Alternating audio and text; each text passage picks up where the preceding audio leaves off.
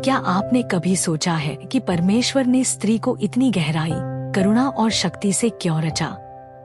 क्योंकि स्त्री केवल शरीर नहीं, बल्कि आत्मा की वह ज्योति है जो घर, परिवार और समाज में परमेश्वर की उपस्थिति लाती है। परंतु बाइबल हमें एक रहस्य सिखाती है, हर बात हर किसी से मत कहो। आज का यह संदेश हर मसीही स्त्री के लिए है जो प्रभु में चलती है, प्रार्थना करती है और दूसरों के लिए त्याग करती है। परंतु कई बार अनजाने में अपनी ही आत्मिक शक्ति दूसरों के सामने खोल देती है, और यही वह जगह है जहां से शत्रु उसके जीवन में प्रवेश कर लेता है।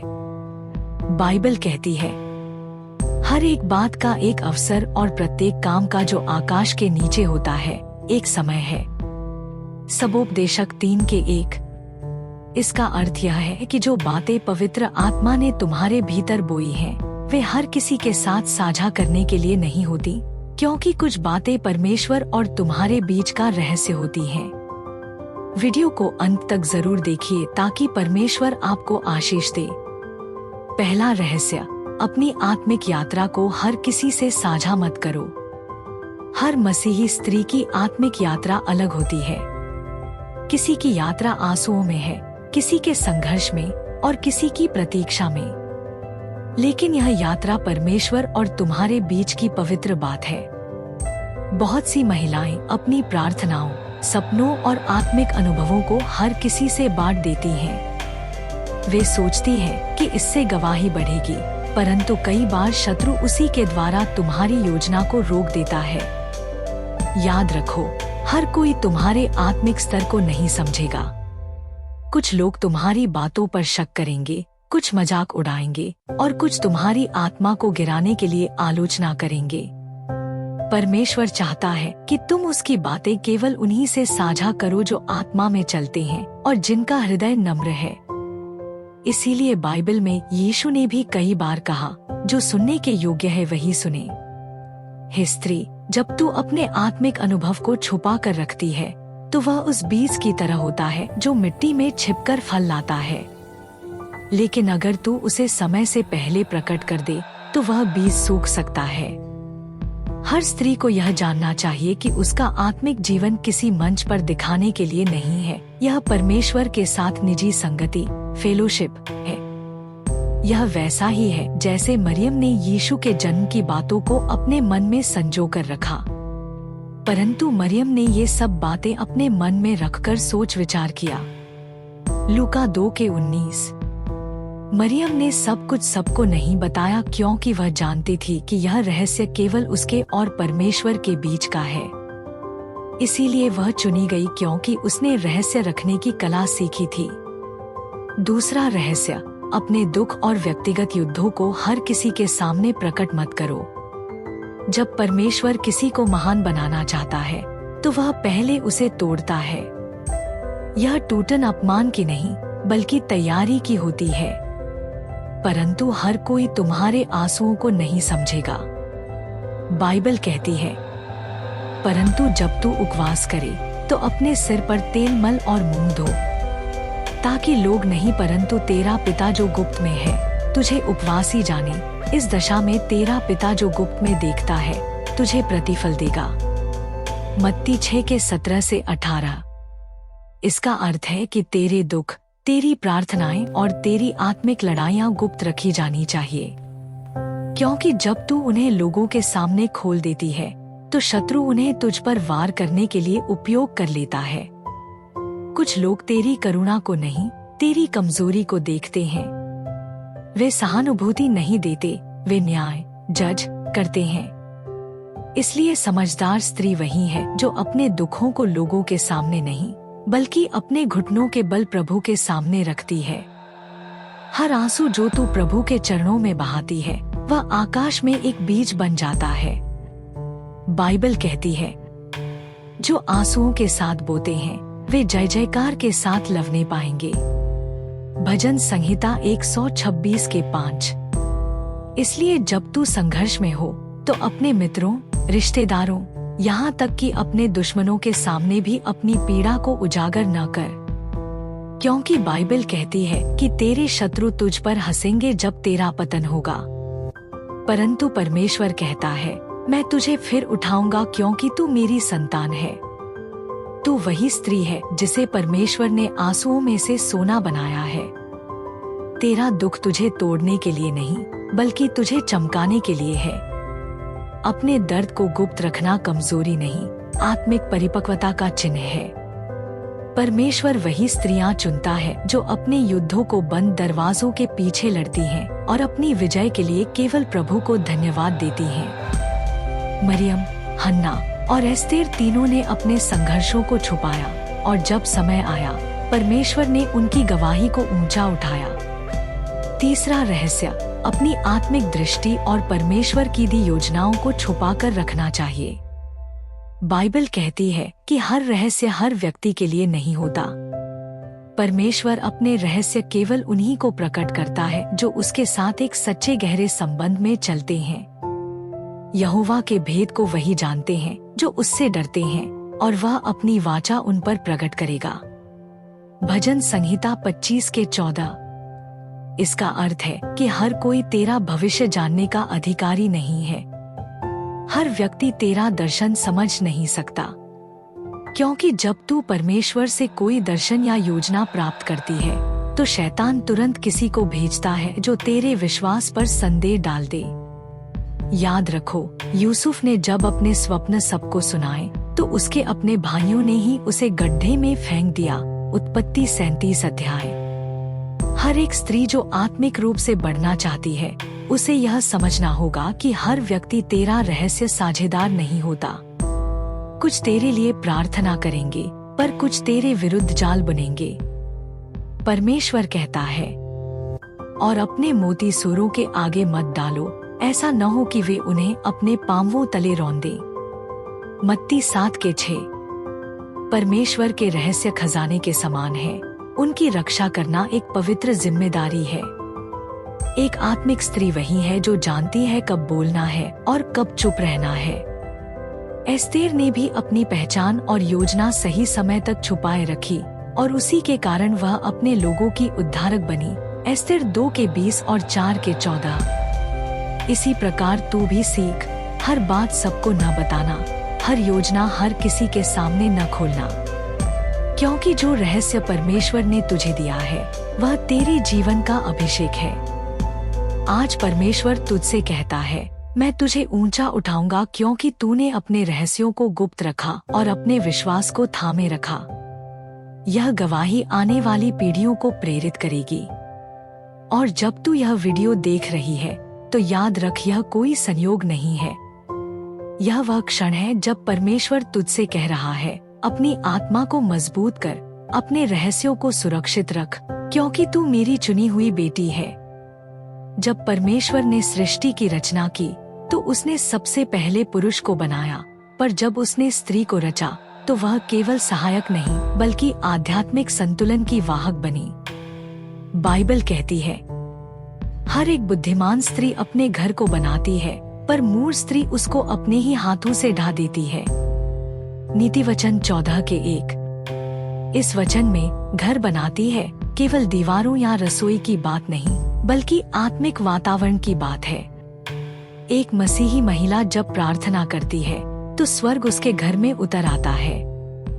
वह केवल भोजन नहीं पकाती, बल्कि अपने परिवार की आत्माओं को जीवित रखती है। कई लोग सोचते हैं कि पुरोहित केवल वे हैं जो चर्च में प्रचार करते हैं, परंतु परमेश्वर कहता है, तुम सब याजक हो, पर तुम एक चुना हुआ वंश और राजपदधारी याजकों का समाज और पवित्र लोग और परमेश्वर की निज प्रजा हो। 1 पतरस 2:9। इसका अर्थ है कि जब तू अपने परिवार के लिए घुटनों पर गिरती है, जब तू अपने बच्चों के लिए मध्यस्थ बनती है, जब तू रात में आंसुओं से प्रार्थना करती है, तो तू अपने घर की याजक है, वह जो परमेश्वर और परिवार के बीच खड़ी है। परमेश्वर औरतों को घर में आत्मिक प्रहरी बनाता है। तुझे यह जानना चाहिए कि शैतान घरों पर हमला करता है, शांति पर, बच्चों पर, विवाह पर। परमेश्वर ने औरत को आत्मिक प्रहरी बनाया है। जैसे एक चौकीदार दीवार पर खड़ा होकर शत्रु के आने से पहले सतर्क कर देता है, वैसे ही तू अपने घर के द्वार पर खड़ी होकर प्रार्थना की आग से हर अंधकार को रोक सकती है। यहोवा सारी विपत्ति से तेरी रक्षा करेगा, वह तेरे प्राण की रक्षा करेगा। यहोवा तेरे आने जाने में तेरी रक्षा अब से लेकर सदा तक करता रहेगा। भजन संहिता 121 के 7 से 8। हर बार जब तू अपने घर में आराधना करती है, तब तू शैतान को बाहर निकाल रही होती है। हर बार जब तू बच्चों के सिर पर हाथ रखकर आशीष देती है, तब तू आत्मिक विरासत बांट रही होती है। याद रख, तेरा घर चर्च नहीं है, पर जब तू उसमें प्रार्थना करती है तो परमेश्वर का सिंहासन वहीं उतर आता है। स्त्रियां परमेश्वर के कार्य में साझेदार हैं। बाइबल में मरियम, दबोरा, एस्तेर, रूथ सभी ने अपने समय में परमेश्वर के उद्देश्य पूरे किए। परमेश्वर ने उन्हें कमजोर पात्र कहकर नहीं छोड़ा, बल्कि सशक्त उपकरण के रूप में इस्तेमाल किया। और उसके बाद मैं सब प्राणियों पर अपना आत्मा उंडेलूंगा, तुम्हारे बेटे बेटियां भविष्यवाणी करेंगी। योएल 2 के 28। परमेश्वर का आत्मा जब तुझ पर आता है तो तू अपने परिवार की दिशा बदल सकती है। तेरे मुख से निकले शब्द तेरे घर के भाग्य को नया बना सकते हैं। तेरे विश्वास से बीमार चंगे हो सकते हैं, तेरे आंसुओं से हृदय बदल सकते हैं। घर की स्त्रियां परमेश्वर की आवाज बनती हैं। कभी कभी जब परिवार भटक जाता है, जब सब कुछ सूखता हुआ लगता है, तब परमेश्वर किसी और को नहीं बल्कि तुझे उपयोग करता है, एक आवाज, एक चेतावनी, एक आशीष के रूप में। दबोरा ने अपने समय में इस्राएल को उठाया और कहा, उठ, क्या यहोवा तेरे आगे आगे नहीं चला? न्यायियों 4 के 6 से 7। तू भी वही आत्मा रखती है। तेरी आवाज प्रार्थना में उठे तो स्वर्ग सुनता है। तेरे शब्द अगर बाइबल के अनुसार हों तो अंधकार भागता है। परमेश्वर तेरे घर को अपने मंदिर जैसा बनाना चाहता है। हर वह घर जहां एक प्रार्थनाशील स्त्री रहती है, वह स्वर्ग का एक कोना बन जाता है। परमेश्वर कहता है, क्योंकि जहां 2 या 3 मेरे नाम पर इकट्ठे होते हैं, वहां मैं उनके बीच में होता हूँ। मत्ती 18 के 20। जब तू सुबह अपने परिवार को आशीष देती है, जब तू रात में अपने पति और बच्चों को लेकर घुटनों पर बैठती है, तो तू अपने घर को परमेश्वर का मंदिर बना रही होती है। तू एक होम प्रीस्ट है जो बिना मंडप के, बिना मंच के अपने घर में स्वर्ग की सेवा करती है। यह मत सोचो कि परमेश्वर केवल मंच पर बोलने वालों का उपयोग करता है। वह रसोई में खड़ी उस स्त्री का भी उपयोग करता है जो अपने आंसुओं में आत्माओं को उठाती है। तू अपने घर की पुजारिन है। तेरा हर प्रार्थना एक बलिदान है, तेरा हर गीत एक आराधना है, तेरा हर आंसू एक सुगंध है जो स्वर्ग के सिंहासन तक पहुंचता है। आज परमेश्वर कहता है, उठे स्त्री, क्योंकि मैं तुझे उपयोग करूंगा अपने वैभव के लिए। तू ही अपने घर की याजक है, तू ही अपने परिवार की गवाही है, और तू ही वह दीपक है जो अंधकार के समय भी जलता रहेगा। यह मत सोचो कि तेरा जीवन बस रसोई, बच्चों और घर की देखभाल तक सीमित है। परमेश्वर ने तुझे केवल घर संभालने के लिए नहीं, बल्कि घर की दिशा बदलने के लिए चुना है। जब तू अपने परिवार के लिए प्रार्थना करती है, तो तू केवल आज को नहीं, आने वाले कल को भी बदल देती है। तेरी एक सच्ची प्रार्थना समय की सीमाओं को तोड़ देती है। तेरी घुटनों पर की गई विनती तेरे बच्चों की आने वाली पीढ़ियों को आशीष में बांध देती है। बाइबल कहती है, धर्मी जन की प्रार्थना के प्रभाव से बहुत कुछ हो सकता है। याकूब 5 के 16। यह प्रभाव सिर्फ बीमारियों या जरूरतों तक नहीं, बल्कि भाग्य, परिवार और भविष्य तक फैलता है। तेरी प्रार्थना तेरे पति को दिशा देती है, तेरे बच्चों को सुरक्षित रखती है और तेरे घर को स्वर्ग की छाया में लपेट लेती है। जब दुनिया कहती है कि स्त्री को कमजोर बनाया गया है, परमेश्वर कहता है, वह सामर्थ और प्रतिष्ठा का वस्त्र पहने रहती है और आने वाले काल पर हंसती है। नीति वचन 31 के 25। क्योंकि जो प्रभु में स्थिर है उसे भविष्य का भय नहीं। वह जानती है उसका कल उसके परमेश्वर के हाथ में है। और जब वह अपने घर के द्वार पर खड़ी होकर कहती है, परंतु मैं तो अपने घराने समेत यहोवा की सेवा नित करूंगा, यहोशू 24:15, तो स्वर्ग के द्वार उसके साथ खड़े हो जाते हैं। याद रखो, तू केवल एक माँ नहीं, एक भविष्य निर्माता है। तू केवल एक पत्नी नहीं, एक आत्मिक योद्धा है। तेरे आंसू तलवार है, तेरी प्रार्थना ढाल है, और तेरा विश्वास वह आग है जो शैतान की हर चाल को जला देती है।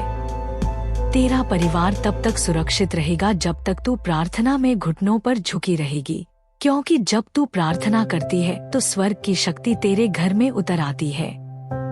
इतिहास गवाह है कि जब जब संसार अंधकार में डूबा, परमेश्वर ने किसी न किसी स्त्री को जगाया। कभी हन्ना के रूप में जिसने आंसुओं से एक भविष्यद्वक्ता को जन्म दिया, कभी एस्तेर के रूप में जिसने अपने लोगों को विनाश से बचाया, और कभी मरियम के रूप में जिसने उद्धारकर्ता को अपनी गोद में उठाया।